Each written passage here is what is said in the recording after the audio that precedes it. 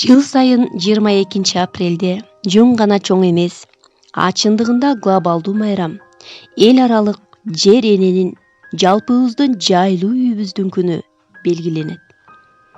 22 апрель күнү жер күнүн белгилөө салты 1970 жылы Америка Кошмо Штатында жаралган. Ал эми 1990 жылы бул күн эл аралык акцияга айланган. Демек биз мына ушул жылдан тартып белгилеп келебиз. Резолюцияда белгиленгендей, жер эне термини көп мамлекеттерде колдонулуп, планетанын, экосистеманын, адамдын бири-бирине көз карандуулугун чагылдырат. Бириккен Улуттар Уюмуна мүчө мамлекеттерде эл аралык жер күнүн белгилөө сунушталып, майрам жыл сайын көптөгөн мамлекеттерде белгиленип келет. Жер планетасына болжол менен 4,5 миллиард жыл болгону эсептелет. Эгер сиз экватор аркылуу кадам таштап, жерди айланып басып өтөм десеңиз, анда болжол менен 40,010 километр узундуктагы жолду басууга туура келет. Сырткы катмарынан борборуна чейинки аралык 6378 чакырымга барабар.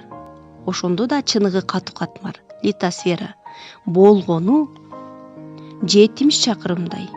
А андан ылдый тереңдигинде биз жарым суюктук жана суюктук абалдарын байкайбыз.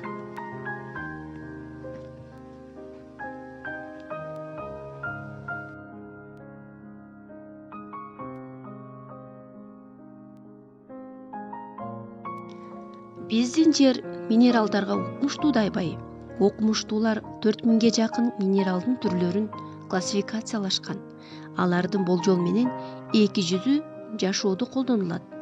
Жыл сайын минералдардын 50-100 түрү ачылат. Жыл сайын дүйнө жүзүнүн окумуштуулары глобалдуу экологиялык маселелерди талкуулоо үчүн бул күнү тегерек үстөл үстүнө чогулушат.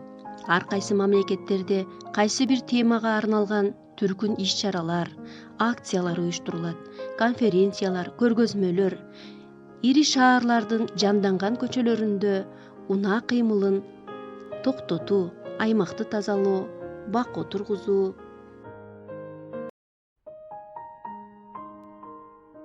Мурда 22 апрель күнү Лениндин күнү деп белгилеп келген. Муну Совет доорунда жашагандар билишет. 22 апрель күнү Ленин адамдарды уюштуруп тазалоого чакырган. Мына ошондон тартып бул күндү жер күнү деп белгилеп калышкан. Эми айланаңарды карап көргүлөчү балдар. Карагылачы.